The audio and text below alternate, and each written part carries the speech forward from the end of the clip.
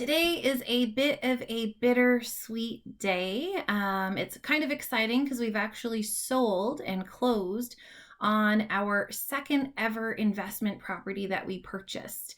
And this is a duplex that we bought back in 2009. And second purchase, our first one actually was a reno duplex that we moved into. And this one was our first like true 100% investment property. And it was a duplex that we bought for $179,000. And it was a century home. Had white siding on it, had a shale basement, not even full height basement. The apartments themselves were in pretty bad condition. So we bought it and put in new windows, new flooring. At the time, I was working at where would I have been working at that point in time? I was either at CIBC or doing sales at St. Anne's, and we had limited income. My husband was a part-time pharmacy tech. So our renovations were a lot different than what they look like today. So we did go in and we did ceramic tiles, we did new bathrooms, but we couldn't afford a full new kitchen. So we actually drove to Kingston with a U-Haul to pick up this old kitchen that a lady had taken out of her place because she was putting in a new one, and it was still in pretty good shape. So we actually bought this kitchen, stripped it, restained it, and installed that because that's what we could afford, and it was much nicer than what was originally there because it was in really, really bad shape. Now we just buy new, but back then we did whatever we could. All of our materials came from the Restore, and we reused as much as we possibly could because our budget was so very limited. I think between the new furnace, the windows, and all of the renovations on that property, like we maybe spent like $15,000-$20,000 on the whole place to renovate it.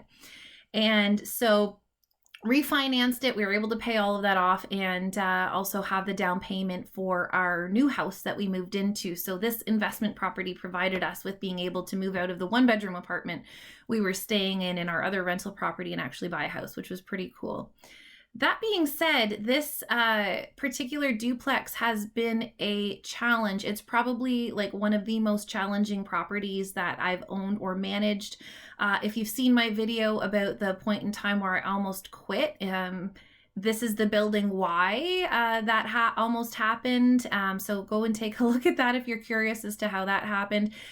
We have never once had awesome, great tenants in one of the units in that building. We've had hoarders, we've had drug addicts, we've had prostitutes, we've had the SWAT team come in and do a drug bust on the front yard. We've had people who have had paranoia issues and people who don't understand what it is to clean, like people who just have left food on the like. Never have we had two good sets of tenants in that property at the same time. So this property, it's bittersweet in that we don't ever sell anything. Anything that we do, when we buy something with the intention to sell it, we're buying something as a flip. This was a long-term hold, and so it's a bit bittersweet that it's going. The funds that we're taking from the sale, though, are going to fuel an 11-unit building that is going to provide a much better return and is more in line with our current investing goals and our long-term horizon. So just wanted to share that, sometimes it's okay to let go of the smaller stuff in order to move on and look at the bigger stuff, especially as you're expanding your portfolio. Sometimes the things that you invested in back in the day are not necessarily meeting your criteria of your current investments. So what I always suggest to do, and what I do pretty much quarterly, is look at my portfolio, and I do a return on equity analysis.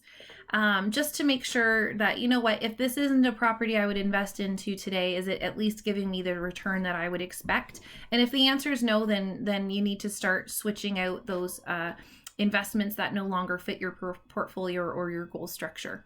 So bittersweet day today. It's been a bit of a challenge. It was supposed to have closed 23 days ago, and our purchasers had some challenges, and so we've had extensions, and I didn't actually know if it was going to happen, but pretty excited. Anyways, enjoy the day. It's beautiful out there. Thank you.